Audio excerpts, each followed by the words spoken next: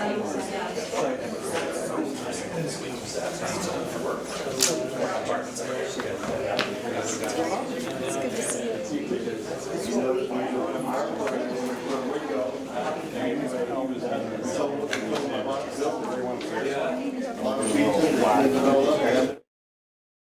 Crazy rebel goes. And they're going, I tell them, no. Well, do you know of anybody else? I said, no, but I know a lot of people who Yeah, I took your seat. out of the state. It's all good. Oh, I took your seat originally. I was like, dang it. Oh, okay, it's all good. That's all right. Musical seats? It's all right.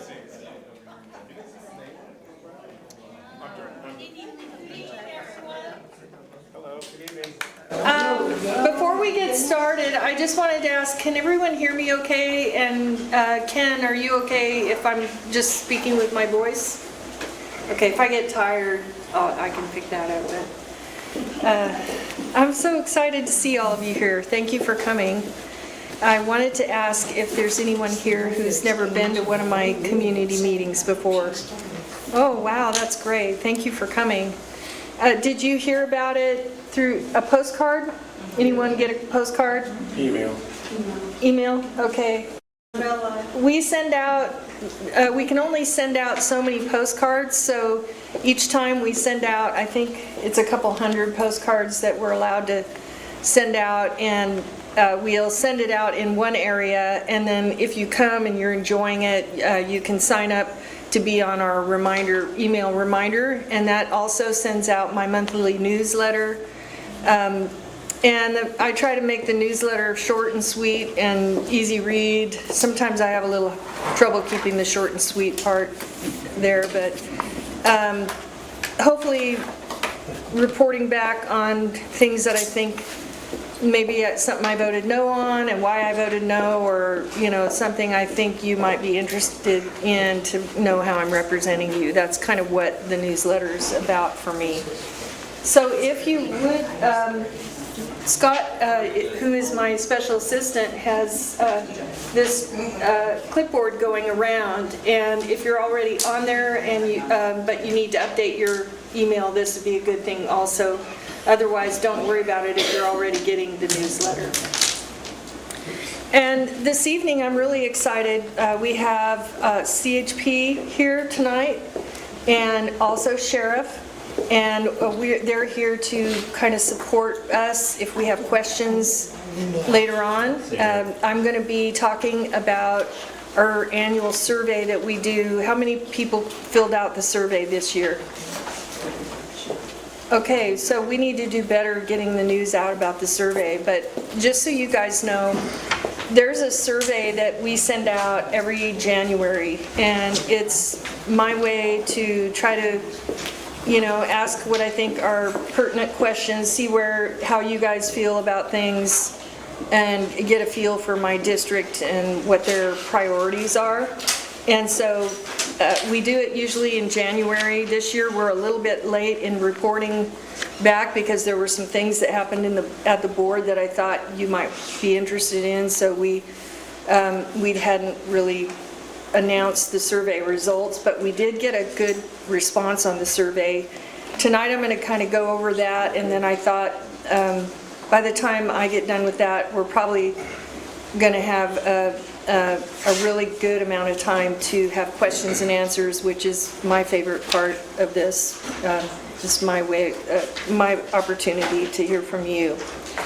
So the survey this year, Orangevale represented 16.2% of the response, which was a really good response from Orangevale.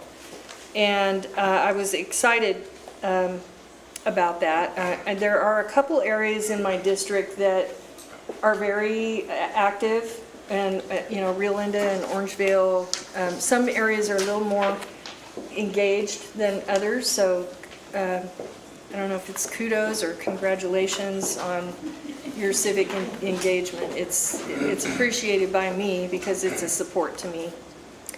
And so one of the first questions what we asked was, is the Sacramento County going in the right direction or the wrong direction? And so I'm just going to give you highlights quickly on this survey. There were The overall county, my overall district, and I have a lot of people outside my district signed up to receive my newsletter, so it's not just my district. So I'm going to say overall county results came in at 59.3%. Feel that we are mostly definitely going in the wrong direction. In Orangevale, 60.3%, mostly definitely wrong direction, and 39.7% mostly definitely right direction. So I thought that was, it was surprising but consistent with what the rest of the district said. Overall budget priorities changed this year, which was really surprising. Since I got elected in 2017, the priorities have always been homelessness, housing, really close together, and then public safety, then roads or public safety after that. And this year, there was a shift. In the overall county, law enforcement represented 29.3%. Thought law enforcement, 29.3% thought law enforcement should be the top budget priority. Then 21.7% thought roads and infrastructure, and 19.4% homelessness.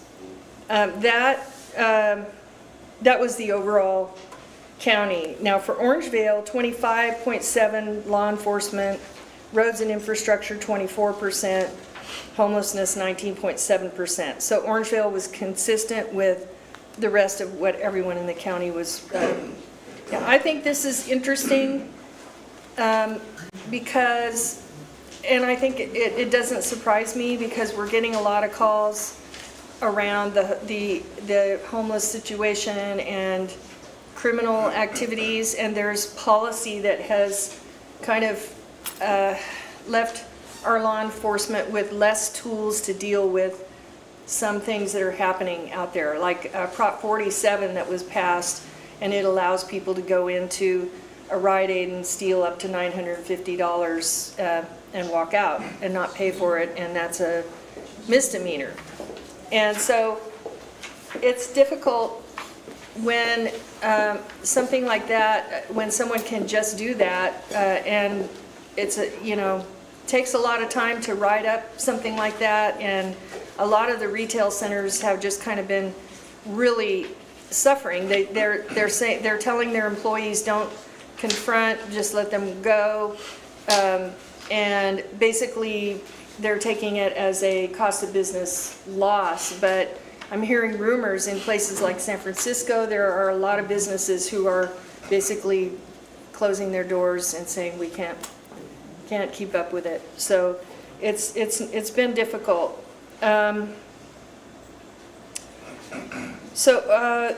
Overall, have you considered leaving Sacramento was one of our questions. And for the overall county, 62.8% have considered.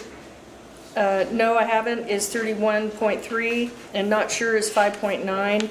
They attribute their ideas about leaving to homelessness and cost of living.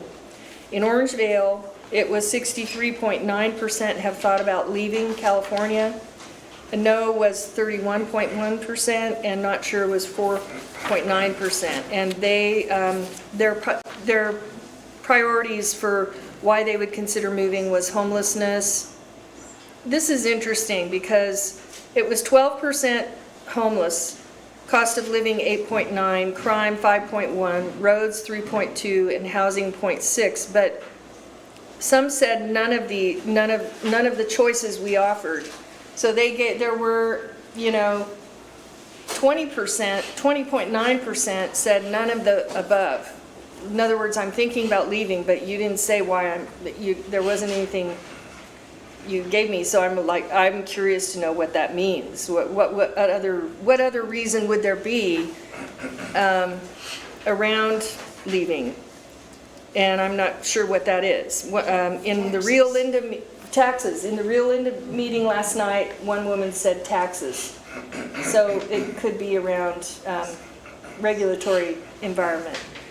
And anyone who knows me really well, I always talk about the trifecta of failure in California, which is taxes, regulation, litigation. Those three things drive up costs and make everything harder for everyone.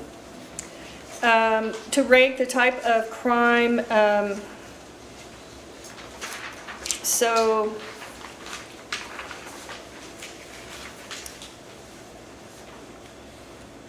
respondents' opinions on policing and crime. So 74% felt that we need more police patrolling. 15.2% thought there was enough policing and patrolling, and 2.7 thought fewer police patrolling would be best. So, no, right? Right? You know what I gotta admit to you? If we don't have the police lady, I'll tell you something, we're gonna lose a lot more. The police are out there for the people. And they put their lives on the line every day for the people. And the people have to realize there's no easy results to a situation that is compounded with so many variables that's taking place. I think that is so beautiful that you said that, and I hope our law enforcement heard it, because Well, I do feel that way about it. I feel that way too. I think it's a thankless, nowadays it's getting more and more thankless. There's a lot of this, close the jails and defund police, and they don't want police to manage, mental health issues, but actually they're out there in the middle of it. They have to be able to manage some of There's it. something I want to say. Oh. And can I say it about the situation about these prisons? Now, I'll just tell you how I feel. I think there's a big mistake. I get San Quentin news because I read a lot of different things, and I know a lot about prisons at some point. But I'll tell you what, the more property, and you let these prisoners out. Now, I'm not against prisoners. I believe in second chances, as long as they've been rehabilitated, showing that, it's like if they went in at 18 years old and they spent a long time, there was a lot more different laws back then than there is now. But if these people have shown that they are trustworthy, went through rehabilitation, fine. But if you blanketly go down and start letting all these prisoners out, and you think you got crime now, you don't know, because some of them that get out are angry and they're mad because they were shut up, and when they come out and they're not rehabilitated, they go out and reoffend, and a lot of times people get killed. And that's Okay. my big thing about the prison system. Okay, thank you for your input.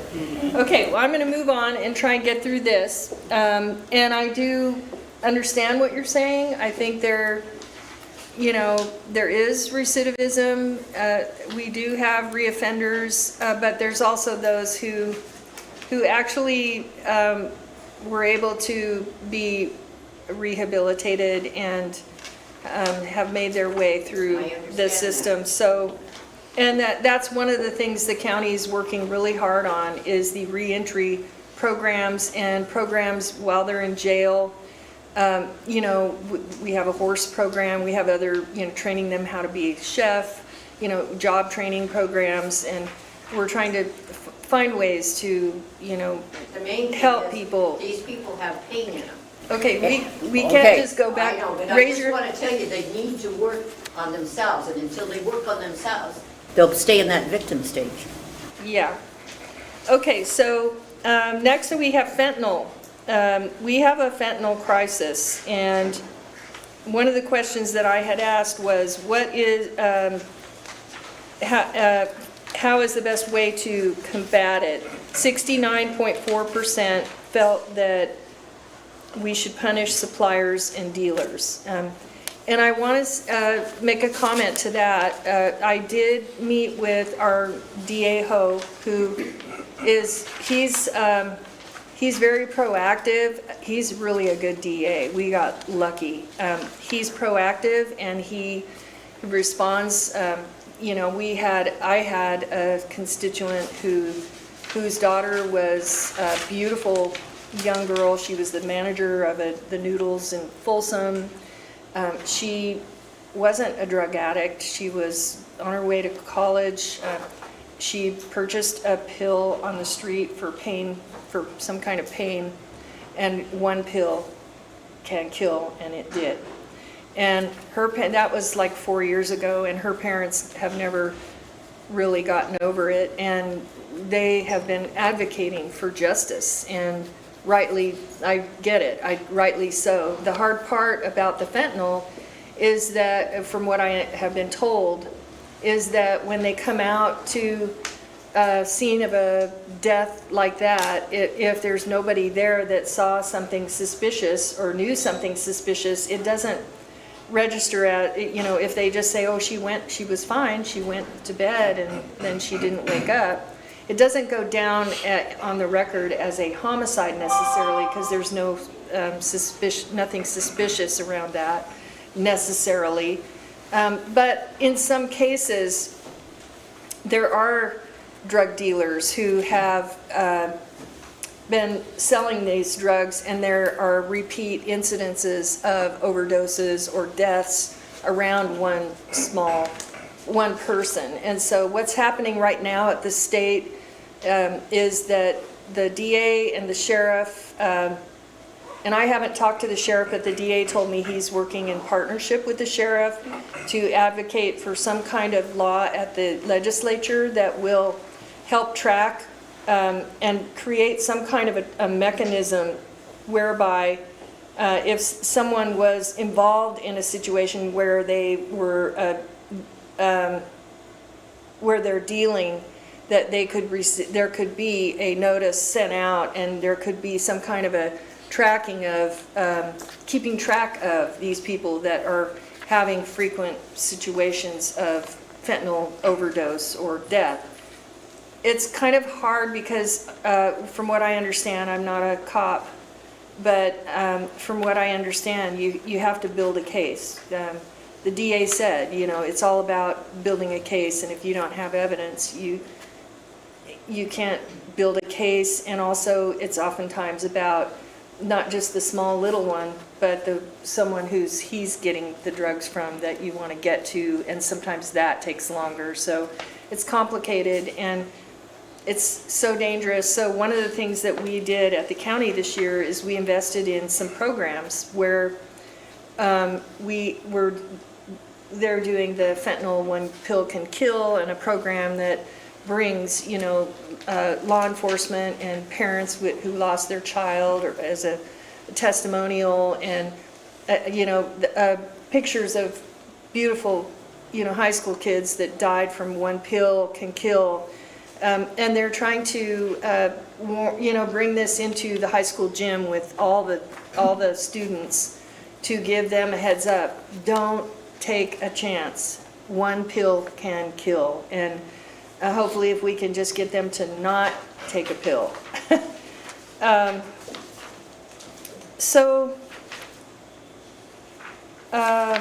Roads.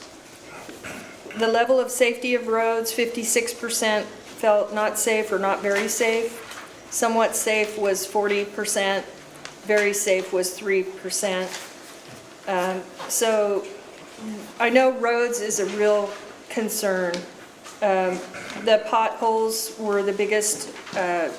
Everyone felt the potholes were the worst of the problems. 6% thought lack of sidewalks.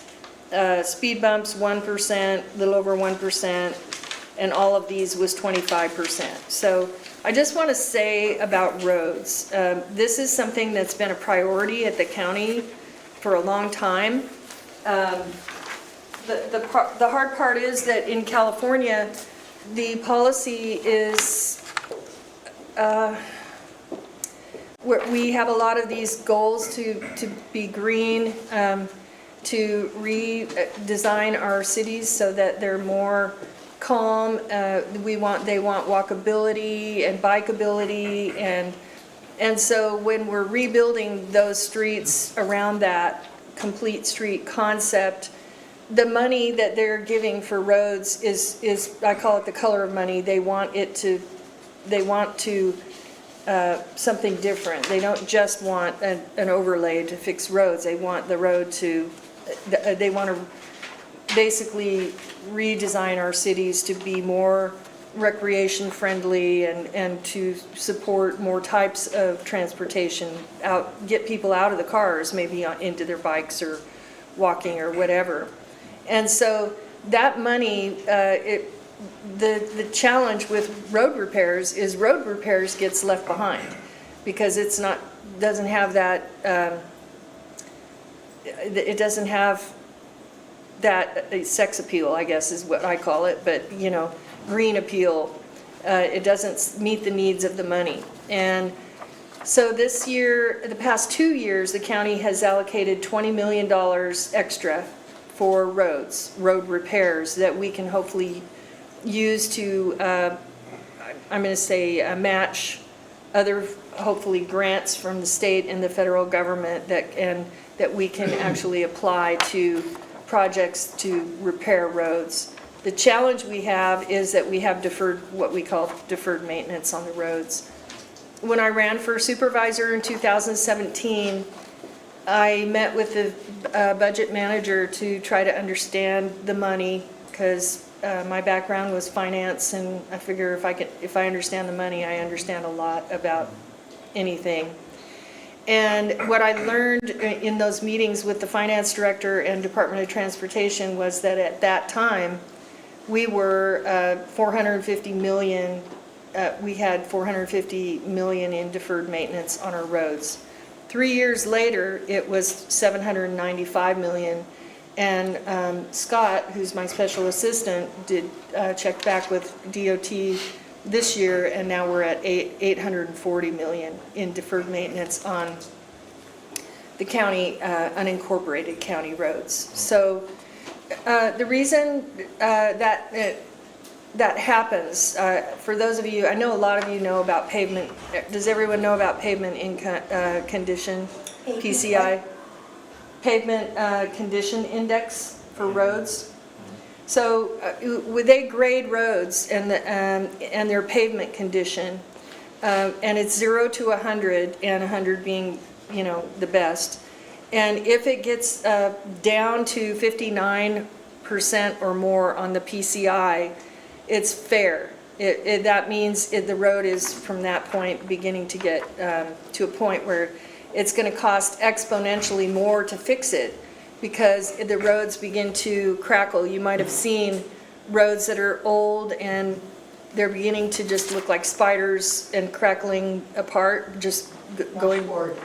Pardon me? Washboard. Yeah, and you can't just overlay something like that because it moves. And when it rains, when cars go over it, it moves. So overlaying that at a high cost won't last long. What you have to do with roads that are really bad like that is you have to take them all the way out, all the way down to the dirt and redo the whole road, which is exponentially more expensive. And I can share that when I was elected to City Council in 2012, that was when the federal government came out with this agenda that they were going to pass the cost of the roads on to the states. And then the states couldn't afford the roads, so they passed a lot of it on to the counties and to the local governments, and then coupled with, you know, the green environmental regulations, not only for what kind of road we build, but for the materials that go into the road, which are maybe less toxic, but not as durable and not as long lasting at times, I've read.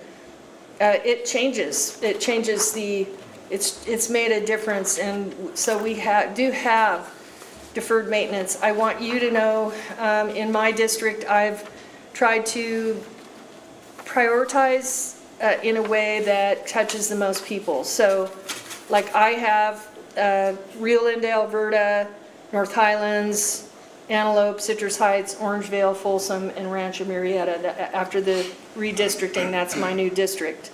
And I try to do, when I prioritize the money that's going to go to roads in my district, I try to give love to every area.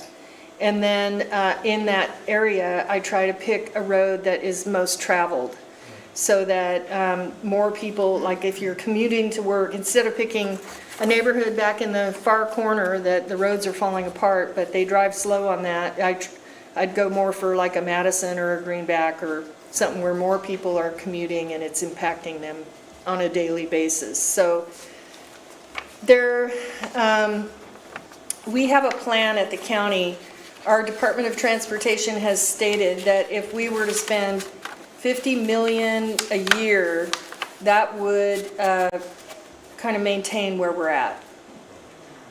We would have to spend more, like 70 million a year to begin to improve our road situation. But the good news is that our entire board is on the same page supporting, let's put in some extra money for roads and try to get it, try to stop the bleeding. And not just for the worst roads, but for some of the roads that aren't so far gone that we could be maintaining them so they don't get so expensive to fix. That's another challenge. Which roads do you fix? And the big storms that came this last winter really played havoc on potholes. And I want you to know that the county is trying really hard. But if you're, does everyone know about the 311 app? Is there anyone doesn't? Okay, I want to tell you about it because I think if you, it's helpful, I think. You can download this app on your phone. It's like an orange box with 311 in it. Yeah, and when you see something wrong, it could be a homeless person, it could be roads, it could be anything, you can take a picture of it and actually type in a couple things like a text of what your problem is and send it. It'll go to the county, it will have a GPS location, and the county can then send it off to the right department to get a response. The idea is to respond quickly so you don't have to stay on the phone. But if you, I have had some people say the 311 app, I did it and I didn't hear anything and it didn't get fixed. And so my response to that is, if that happens, if there's ever anything that you don't really know what to do or you're frustrated and you don't want to sit on the phone, just call my office. That's what we're there for. We're like the city council member in the cities for the unincorporated county. And that's our job, to give you good customer service. So we'll figure out how to connect you with the right person, or we'll try to help expedite when there's any problems. So lastly, I wanted to touch on homelessness. And I know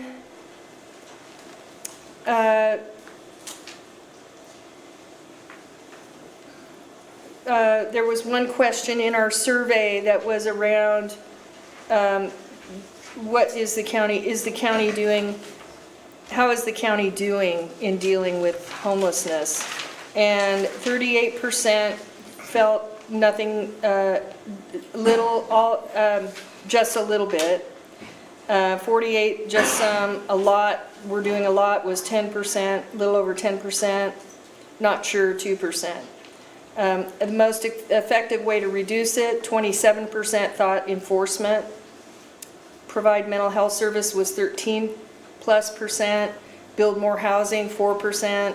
Provide drug rehab, 2.7%. All of these was 45%. So on homelessness, I want to say that there was a period of time during the COVID that it got, I think homelessness was exacerbated because the public health officer had stated we cannot, first in 2018, it was the Ninth Circuit Court decision that came down and said we can't move them unless we have a place to take them, or unless they're committing a crime or destroying vegetation or the levees or whatever. It's not illegal to be homeless.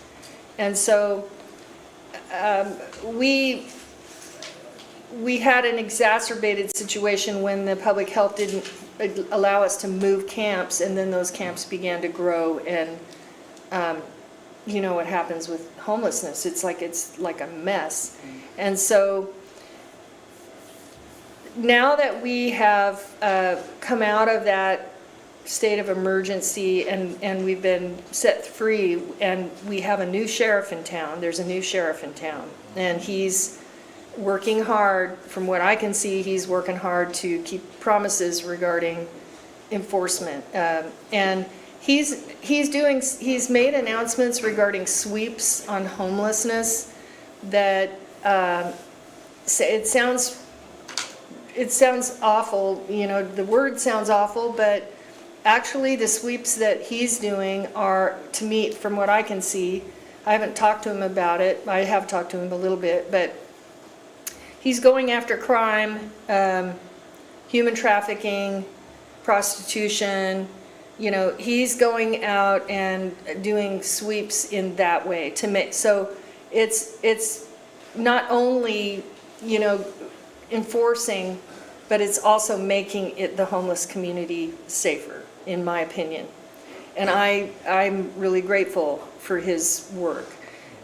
We have done a lot at the county in the last year or so to try to, we did pass an ordinance that had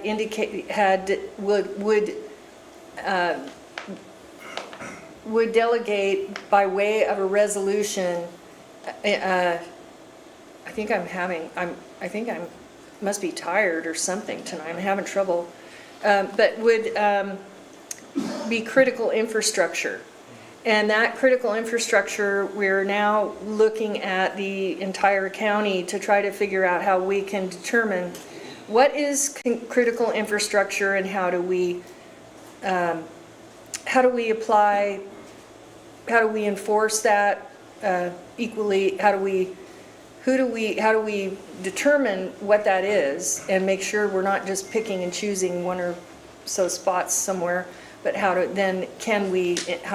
we enforce it, and what systems do we put in place that can help enforce it? Is it a elementary school? Is it a sidewalk where you have to go onto the busy street to get around a tent on a sidewalk? You know, those are the types of critical infrastructure that we're talking about. So that is something the county is working on right now. And so I have no more. If anyone has questions, yes, sir. You've already talked, so I'll get to you after him. How about that? Yes, ma'am. Thank you for coming out. I really appreciate it. You're welcome. I appreciate the work you've done so far, Right. especially during COVID. I'm looking at the survey. I'm pretty sure I filled it out. What I understand my opinions matter when it comes to my concern about safety of the roads, about what I think are more serious problems when it comes to local roads. But I look at the questions on what would be the most effective way of reducing homelessness, what is my opinion about the most effective way of reducing fentanyl, and you know, best any thought I have is uninformed, conventional wisdom or hearsay. And I don't really think what I have regarding those issues is relevant. What I wonder is what really does work. Where has it worked and what has worked? Where have these problems been effectively addressed? And I've been to Boise, I've been to Fort Worth, I've been to other places across the country where they don't run into these problems. And you know, I don't know what they're doing. I just. I should give you guys that so people can hear. Just keep going. Okay. So I don't know what they're doing to make it work there. And so, you know, like I said, I'm not sure that my thoughts on reducing fentanyl, my thoughts on reducing homelessness, what's the most effective is relevant. I can't cite you any studies. I can't cite you situations where it has worked. And I wonder what has worked, where has it worked, why does it work? Okay, that's good. I want to, you can hear me without it, right? I want to say I do think your opinion matters. I know you're saying it's not really a qualified because you don't really have a detailed information on the results of all the many programs that the county has been offering on homelessness. Not even detailed, just. There are programs that work better than others, and one of the things that we feel that we haven't done well enough on is tracking results, data, in some way tracking the results of programs that we're doing so that we can better analyze it. There was a while back, one of my bright ideas was that I think we should have a job training. If we could just help them get a job, they would have a way out, they could have hope, you know. And so we made arrangements to do this, the construction industry, and they would come out of wherever they were in their homelessness, and we would put them in a shelter. The bus would pick them up in the morning, they would work for a couple hours, they would get paid to work $12 an hour or whatever, and I think it was $12 an hour. Then they would go for 4 hours of training. The problem was we couldn't get them drug-free, and we couldn't get them consistently able to, you know, manage getting up in the morning and going all day like that. They just, they weren't ready at that point. The programs that I think, this is my personal opinion, have been very successful, have been shelters where, you know, like St. John's, and there are Volunteers of America, shelters where they require sobriety in order to enter the program. You have to be of a mind that you're ready to cross over and be a part of something and get off the drugs and go through a work training and go to counseling and get the wraparound services. Those kind of programs have been successful. They're a little bit more expensive, I think.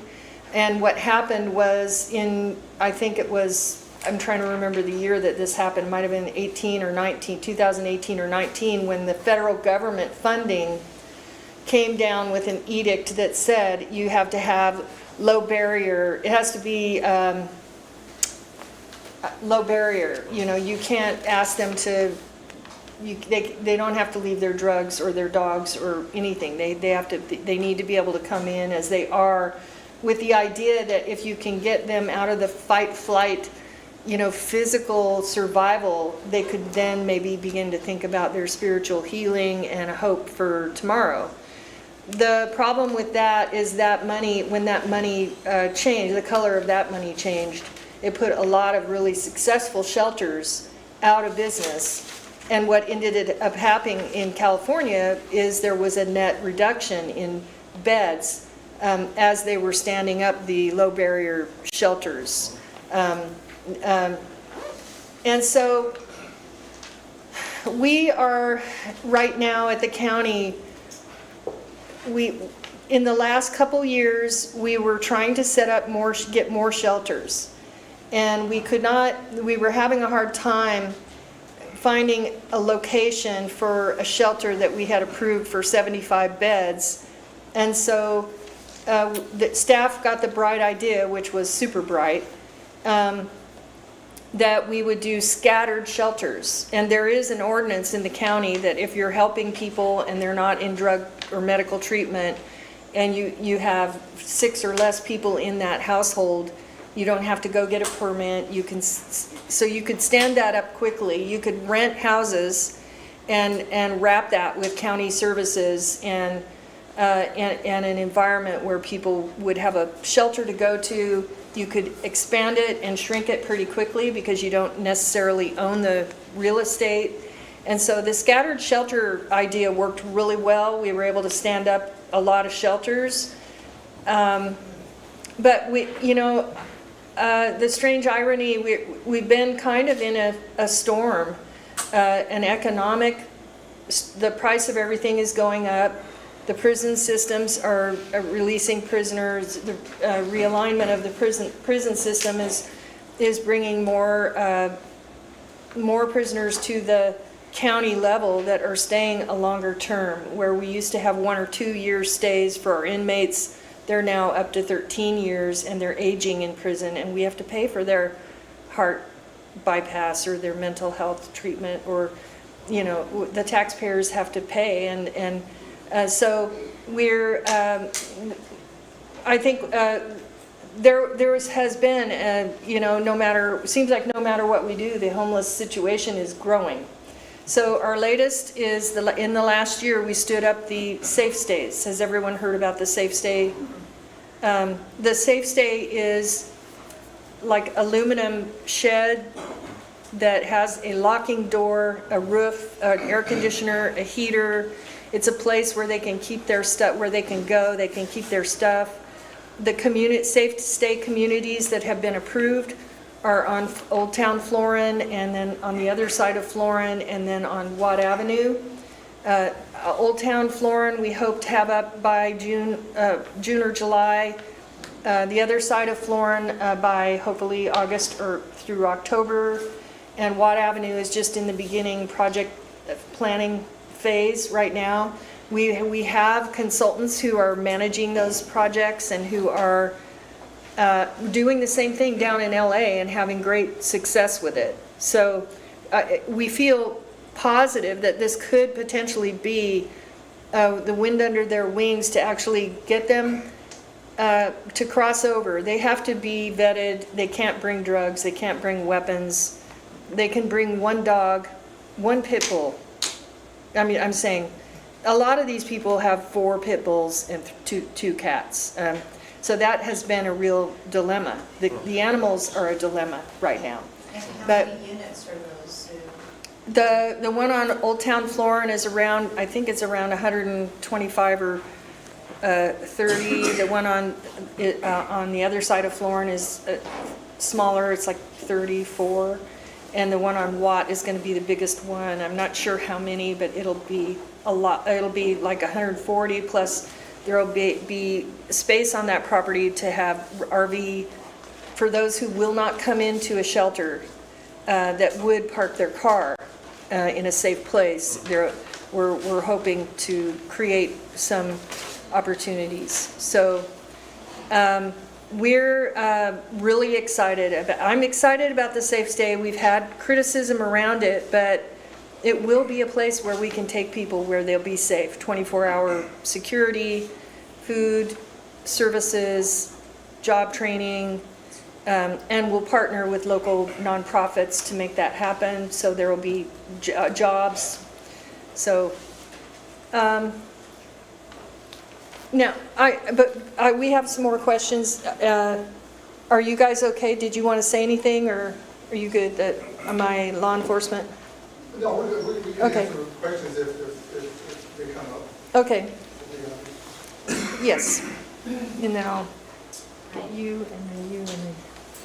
We've lived in Orangevale for about 5 years now, and I'm just kind of curious, why is it that we, I'm sorry. Well, it might help him hear it better. Why is it that Orangevale doesn't have their own police department? That's my first question. And my second question is, I know this is kind of small, but we live on Oak Avenue, and I know we can't put any speed bumps on Oak Avenue because of the emergency vehicles that need to go down the street, but there's like a lot of speeding, and it's really unsafe, and we live right on Oak Avenue. So I'm concerned with safety as far as kids and people walking down the street, and just us just trying to get out of our driveway. I just didn't know if they can patrol Oak Avenue more, or what's going on with that, because I mean seriously, people are speeding all the time on Oak Avenue, and I know I caught myself a couple times, so I know nobody's perfect. I know, but, me too. But Don't tell them. it is, I see it a lot. Don't tell them. So that's my second question. And then my third question, and this could be for another conversation another day, but it seems to me like homelessness is becoming more and more of an issue in California. And I'm just kind of curious, what is it that other states are doing that we're not doing as far as taking care of the homeless population and the issue we have going on with that. So I don't know, it just seems to me like it's getting worse and worse. So and then other states, they don't really have the homelessness problem that we do. So I'm curious what other states are doing that we're not doing. That could be for another day, for another conversation, but thank you.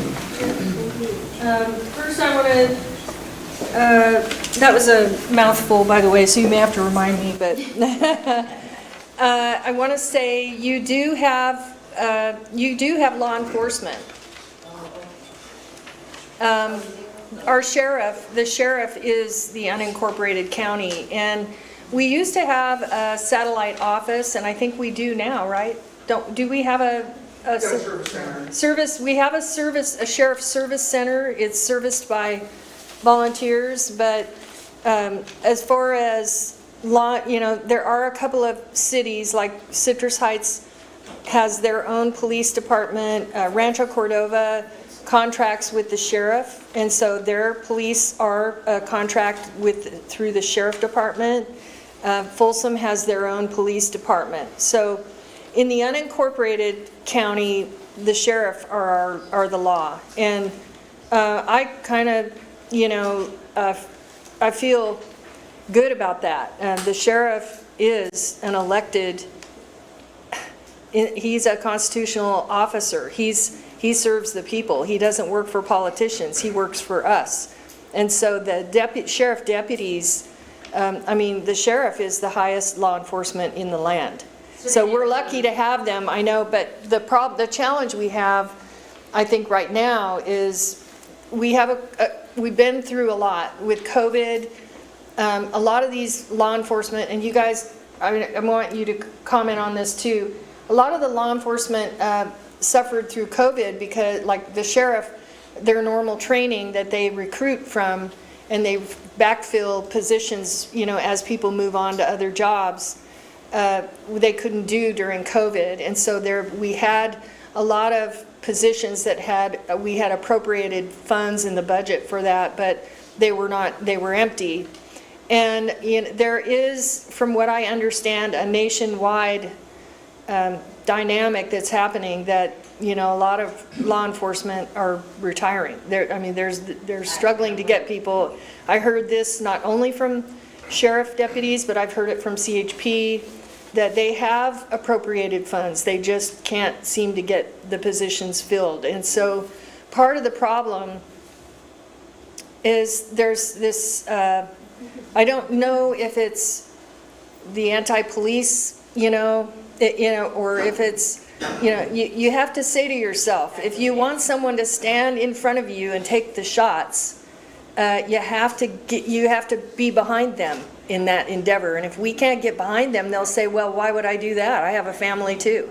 That's my personal opinion, and it's pretty rude to say it that way, but I think that way. It's like, we better get behind them if we want them to protect us. The other, what was the other question? I was just asking on Oak Avenue if there was Oh, any kind of patrolling speed bumps, or speed traps or something or whatever, because Do you want to talk about, well, sometimes the CHP, is it the CHP that does the speed? CHP is responsible for all road traffic in unincorporated Sacramento.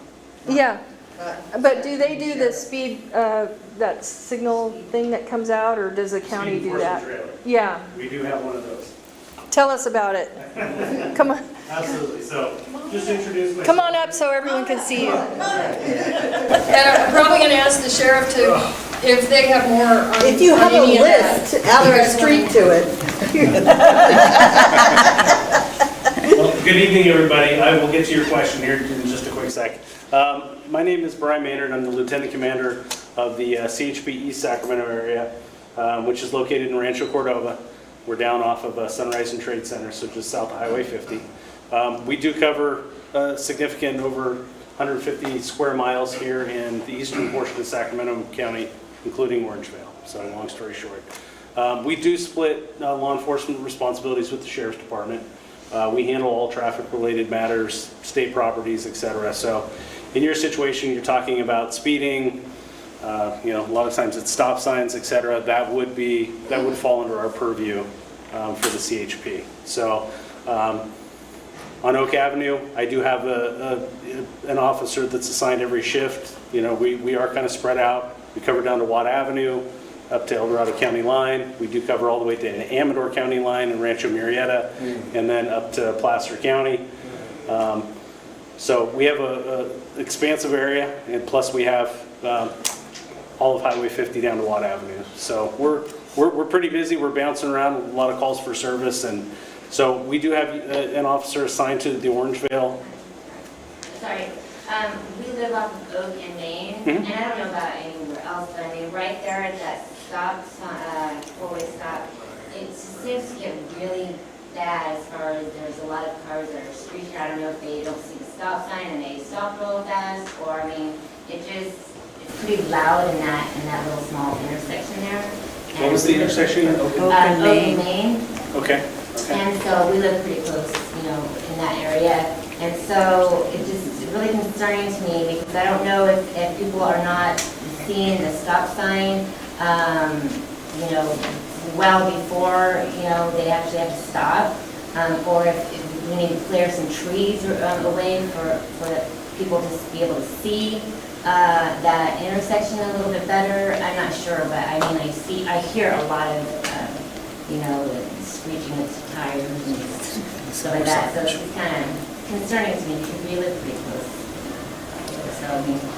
And absolutely, and that's something we can't look at, and we can take this offline after the meeting, and I can talk to you guys one-on-one, give you information. But I do have a community response team as part of my office that will go out, they'll evaluate that. We can conduct supplemental patrols. We do have our speed enforcement trailer.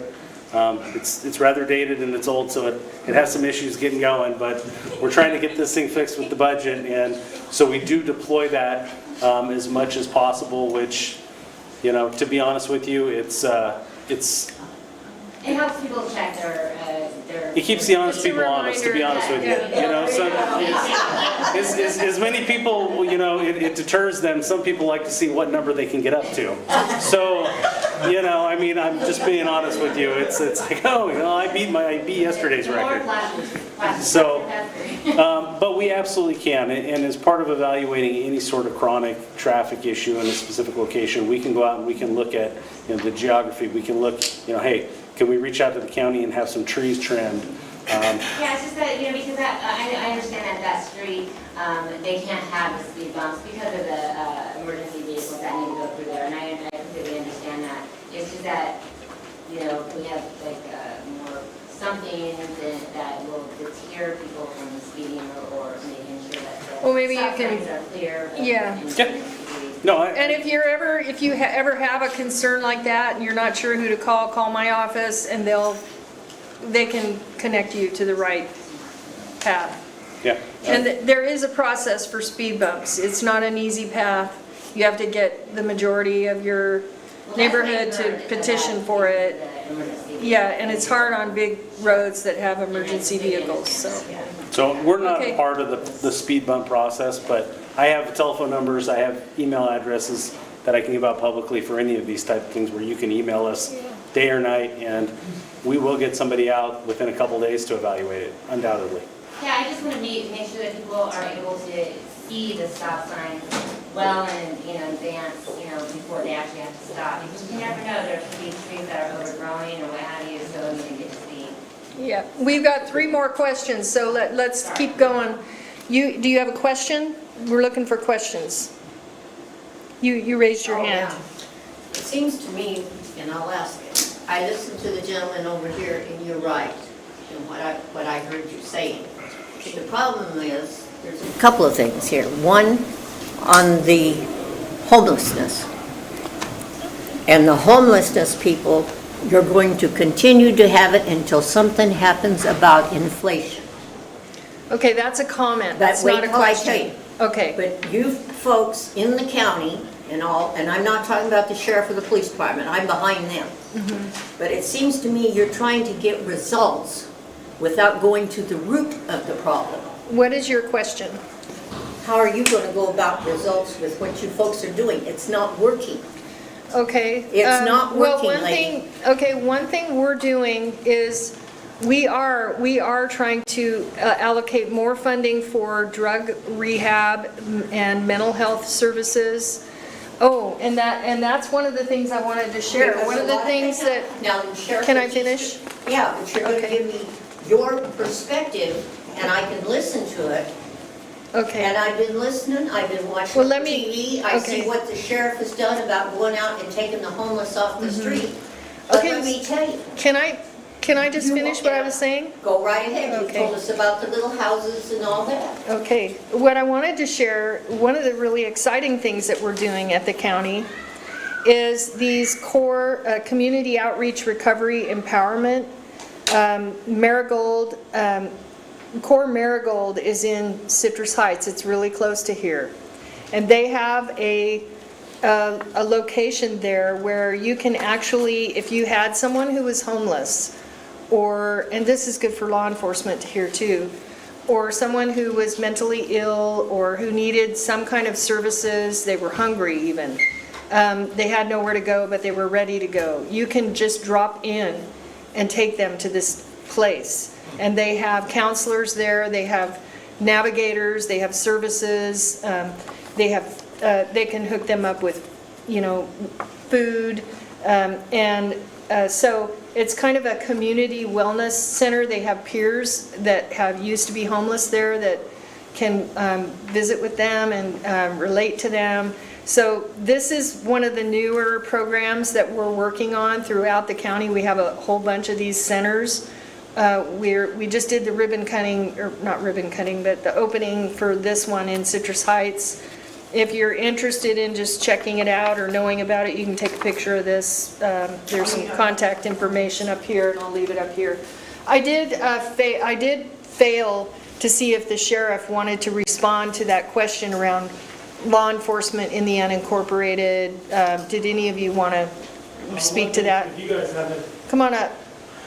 If I have to do it, you can. Welcome aboard. I mean, no, we don't have anything to say. It's nothing. Just to cover on that, with the new sheriff, when he did come in, he did change our patrol model. So we used to have 3 days a week, we would have an extra shift that would basically go do training or be proactive. And so we kind of changed it, so now the shifts are staggered more, which should give more coverage for all you guys. But just so you know, calls are dispatched by priority. So some homeless person trespassing versus a crime in progress, we're gonna have to go to the crime in progress first before we can come. But another thing is the 311 app that they talked about. Depending on what you guys do, if it's like a homeless thing or maybe it's like information about a crime that occurs, they'll funnel it to us at the Sheriff's Department, or they go to my partner over at the Homeless Outreach Team if it's regarding them. And usual tips and stuff about criminal activity will come to us. And if you didn't know, on the Sheriff's website, there is a link you guys can go to where you can submit anonymous information regarding crime, criminal activity. Usually it's like nuisance properties or drug activity. And that stuff does get funneled to us. I work on me and my partner, we're on the Sheriff's POP team, problem-oriented policing. And then we'll follow up on those tips. You got a question regarding that? Yeah, so I mean, the main crime lately that I've noticed, and my kids have noticed, are like here at the local Walmart, there's a group of kids in the neighborhood who regularly go in there and just steal stuff. And they know they're not going to get caught. Over Christmas, I was in Big Five, I watched a man load up his arms and Oh, I know. walk out. I've Got seen into it a too. nice car, and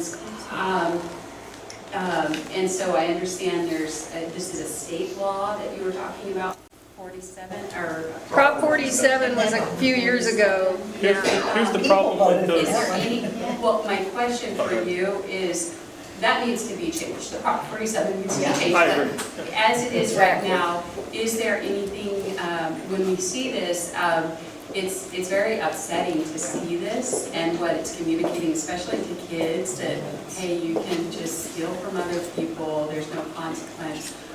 Is there anything that we can do to help out the stores that we're going to when we see this sort of thing happen? It's hard because it makes it a misdemeanor when you steal if it's under 950. And as an officer, if there's a misdemeanor that's committed and it's not in our presence, we can't file charges on it. So we need the businesses to say, yeah, hey, we're going to press charges against these people. And most times when they find out it's a misdemeanor, a lot of the businesses where it regularly happens, like a Target, a Walmart, probably Winco, the bigger places, sometimes they don't even call. And when we do show up, they're like, it's a misdemeanor, and then they don't want to press charges. And then the people, they get away with it. And then obviously they'll repeat and do it over Do you again. think we've become enablers? Okay, we have some people that have been waiting. So this gentleman right here is waiting. Hello. I live off of Pecan Avenue, north of We can talk Greenback. afterwards. And at the end of my street, they want to build an apartment complex that is zoned for single-family homes, and the company that owns it hasn't bought it to build single-family homes, but they want to build apartments there. And I'm wondering, are you aware of that? It's right here on Hazel, it's just a little bit down the street here, that they want to build the apartments. And I'm just kind of wondering, we already have, Is it called Ridge? I don't know Something? what it's called, but Lion Real Estate owns the property right now, and it's right there, just, there's a big sign, when you leave, you see the big sign on your left as you're going that way. They want to build apartments there, high-density apartments there. And when I bought my home, it was zoned, and still is zoned, for single-family homes, but they want to change it from single-family homes to high-density apartments. And we already have 2 apartment complexes within 1,000 feet of where this apartment complex is being proposed, and then another apartment complex as well. So there's 3 apartment complexes already in the same area of Orangevale between Pecan, Hazel, Greenback, and Central. They want to build yet another apartment complex there, and I'm just wondering, and the county is who wants to do it. The people who own it want to build single-family homes.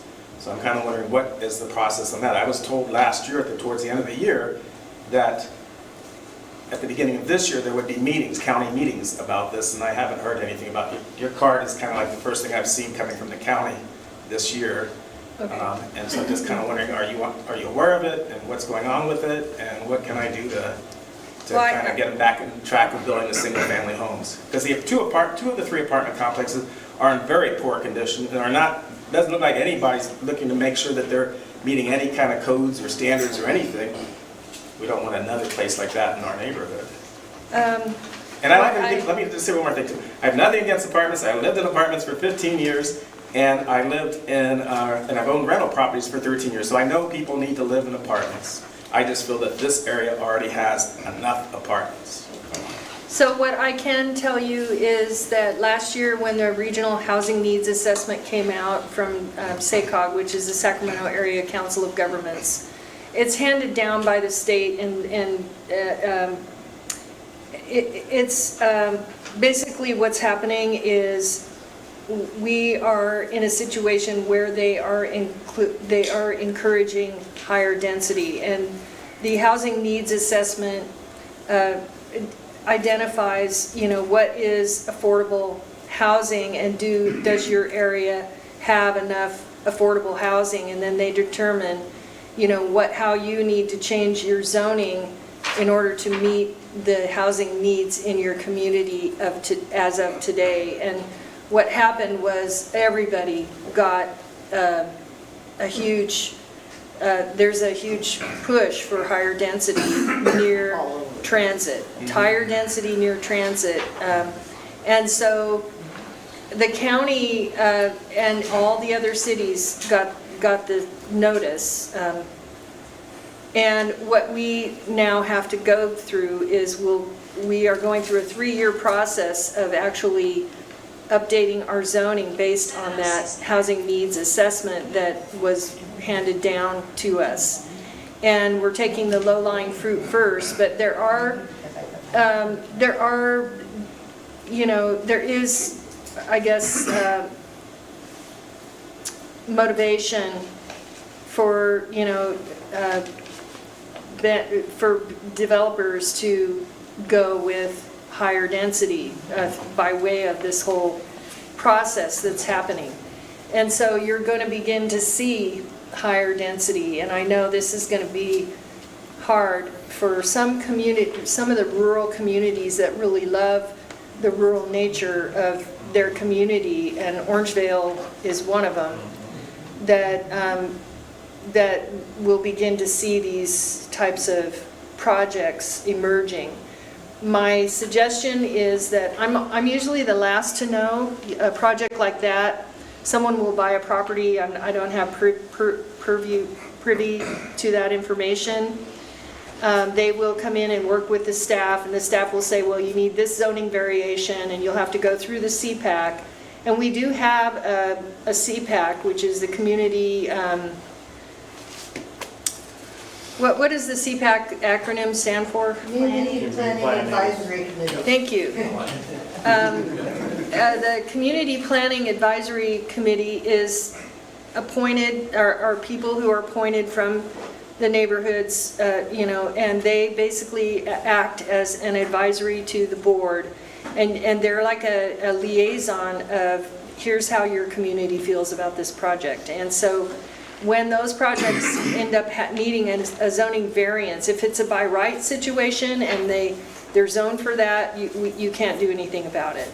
If it's a project that needs an adjustment, somehow an adjustment in the zoning, it'll go through the CPAC, and the community will have the voice through the CPAC. And the CPAC will vote on whether or not this project makes sense. And they will list, some of the comments that they got from the community. So then it will go to the Planning Commission for approval, and then it will go to the board. And so there's 2 stops before it goes to the board. And so you'll have, my recommendation would be to go onto the county website, which is saccounty.gov, and look for the CPAC and sign up to receive announcements on their agendas. And as you receive those, I think they meet monthly, I'm not sure. You will, if a project comes up that is, you're concerned about, that would be the CPAC meeting to go to, so that you have a voice, or you might want to write a letter to the CPAC, a public comment to the CPAC. Okay, so you're not the person you're not aware of what's going on there, and you're not the person. Ultimately, I try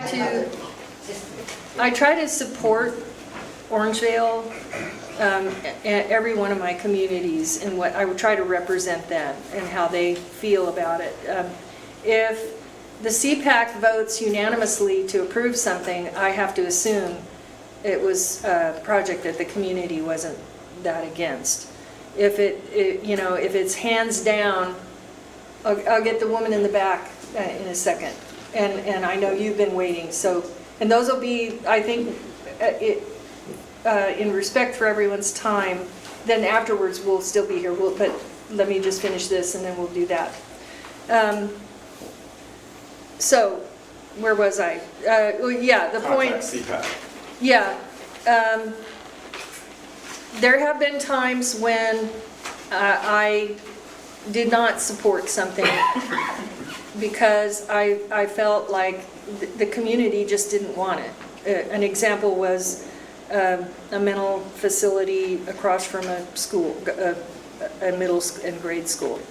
And thousands of community members came out, and they took open a website, and they basically made a huge noise. Then there was one where someone didn't want an ADU in their neighbor's backyard, but ADUs are legal, and it's a by right thing. It was a property right thing. They appealed it and paid thousands to appeal it, and it got all the way to the board, and I said, I can't think of one reason to deny this. This is his property right. The law says he can do this. So I supported, I didn't support the appeal. So there has been a time when I stood up for the community and didn't vote for one, but all 4 of the other members said, that makes sense there. And we know we try to respect people's territory, but there are times when I've lost the battle, and others have too. I'm not the only one. So I don't have I'm only one vote on the board, and it has to go through a long process. So the best thing to do is get involved. If it comes to the CPAC, ask the developer if he can do something to make it more palatable for you. Well, the developer, what they want to do is okay. It's what the county wants the Developers are very amiable. They try really hard to, they want to make something happen, but they also try really hard to make a fix that will, whether it's a screen or, they try to work with people. So sometimes there is a solution that you didn't think of, but you're able to hammer it out by going at it, getting everyone at the table. So I know that's not what you wanted to hear. No, that's fine. This is a process. But you told me where to go, and what you said kind of describes the issue, because it is zoned one way, but the county wants them to change the zoning and put higher density. And so that does sound like something CPAC would deal with, and then the planning, and then the board. So I'll go that route. It'll get more painful over the next 3 years, where we're in the first year of rezoning the low-lying fruit. How does that work? Low-lying. Because the Orangevale Community Plan of 1976 was voted in by the Board of Supervisors, and that is the guiding document for all development in Orangevale. Well, unfortunately, I've said this to Orangevale before. I'm glad you brought that up. There is a community plan that was developed, that was drawn up in the 70s. It's something that the Orangevale community has hung their hearts and heads and hats on all these decades. The problem is there's a general plan that has been updated over decades that has actually changed things, and they don't totally match. And there's a lot of communities in Sacramento County that have community plans that are out of date, that need to be updated to match what the general plan is bringing. Right, but An none of the example, community members are being allowed to have They're any not voting. impact. the community members are, I think the thing to do, and this is something that we just started, we just are beginning to our update of the general plan, which has to be updated by 2030. So we're going to be going through this long process of updating that plan. Right, but the I would- Orangevale Community Plan is completely left out of the 2030 general plan.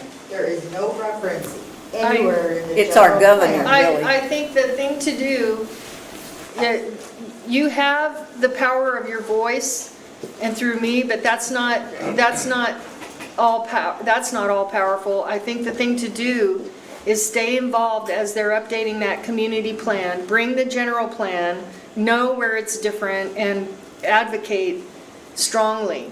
Yeah, but you're going to have to advocate super strongly, because I'm telling you, and I'm not saying this in an arrogant way, I'm saying this in I can see it coming. All you have to do is look down Hazel and see the road from the freeway is now 6 lanes. It's coming your way, and if you have, it's going to be, it's going to be a main thoroughfare, and so is Greenback, and so is Madison. So there are streets that there is growth, and it's coming. So how we manage that, I think a way to manage it is to get the community together and say, instead of just digging our heels in the sand and saying, no, we want our old community plan and that's all we want. Instead of doing that, we should say, what can we do near the commercial corridor that will be really exciting and placemaking, that would bring the high density that they want and can concentrate it in an area that we're okay with, and we can still have our 2-acre farm. That's what I think would be cool, is if we could have that conversation. So I'm hoping you will stay engaged in that conversation, so we can fight for that, and I'll fight with you. There was a woman back here. You're welcome. And we're on our last 2. I'm sorry, but we're running really late. We'll take these last 2, and that's it, unless you were satisfied with Scott.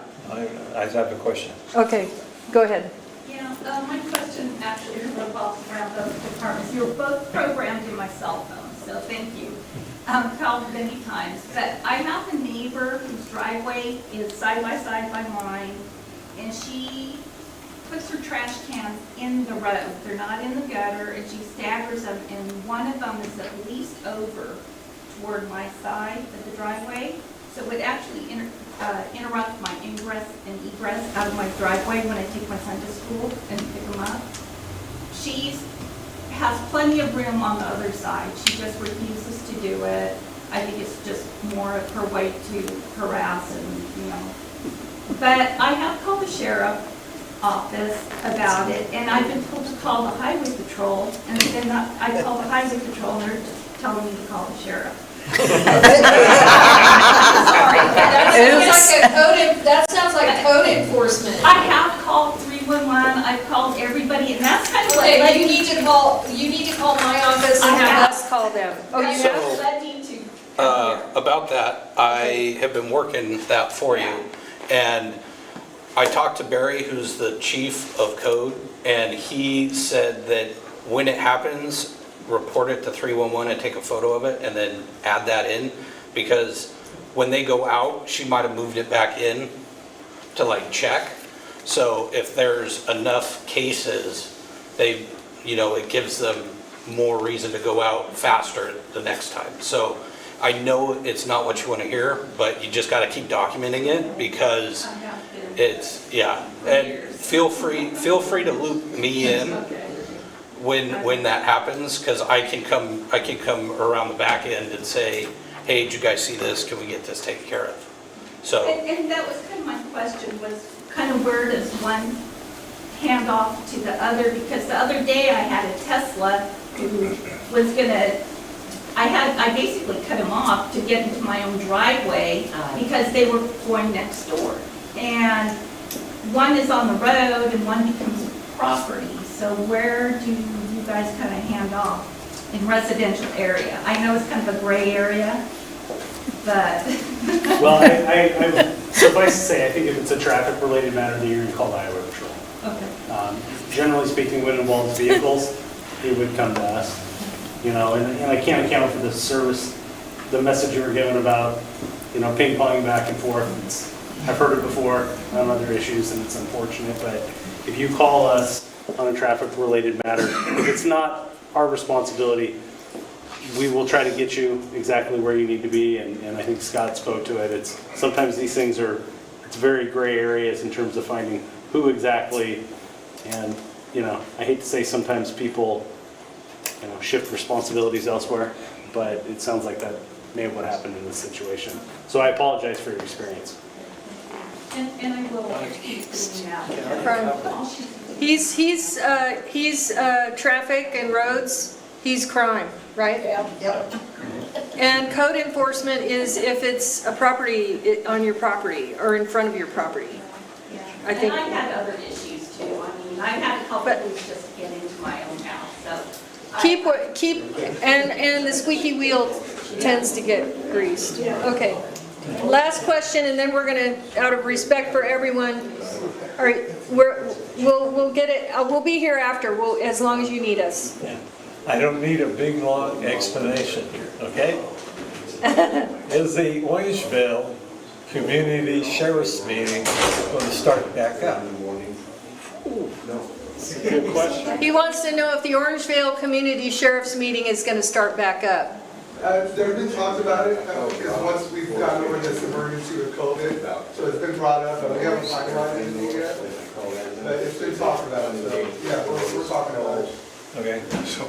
Yeah, I remember there was a time when, I mean, the whole community came out for the sheriff meeting. I mean, they loved that. All right. Can I compliment you're in the pop unit? Can I give him a compliment? Yes, and that'll be our final. So we had a neighbor who plays loud music all the time, driving all the neighbors crazy. And you guys came out, and he came to you, talked to you a couple times at the door, drunk. You didn't arrest him because of COVID, but he did a great job because his noise did stop. I think he's a first-time homeowner, doesn't know he can't do anything and everything he wants in his own property. And everybody was calling, I mean, as soon as he started, people would call because they were tired of it, and you guys got that to stop. And only occasionally now does he do it again. And we had the pop unit, in my garage, as well as the district attorney, assistant district attorney, to try to get that to stop. So thank you for that. Yay, law enforcement. I want to thank everyone for coming, and we'll be here if you still have questions. We'll be here. So thank you, everyone. I'm going to attack you. Okay, go attack me. Yeah.